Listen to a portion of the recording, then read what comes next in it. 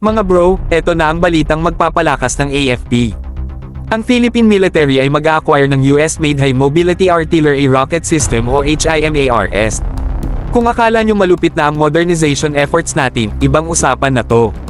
Sa tulong ng HIMARS, ibang level na ang firepower at depensa natin.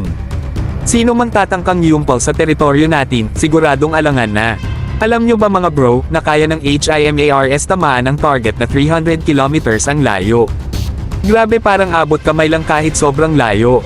Hindi lang to basta rocket launcher, proven na ang lakas nito sa balikatan military exercises kasama ang US. This year, nakita mismo ng mga opisyal natin kung gaano ito ka-precise.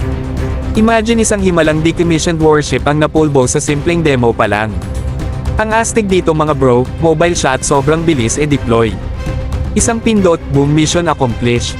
Kaya nitong protektahan ang mga strategic na lugar ng Pilipinas nang walang kahirap-hirap. Flex din sa mga ipal na bansa, kasi kitang-kita nila na kaya nating depensahan ang sarili nating teritoryo. Pasok na pasok din ito sa AFP Modernization Program. Hindi lang ito simpleng pagbili ng advanced na gamit, kundi paghahanda na rin para sa mga darating na hamon. Ibig sabihin, hindi tayo nagiging kampante, we're making sure na updated ang military tech at strategies natin.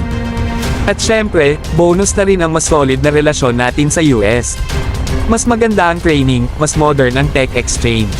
Pero mga bro, ito pa ang malupit, hindi lang depensa ang dala ng HIMARS, kundi deterrent sa mga gustong yumpol sa borders natin.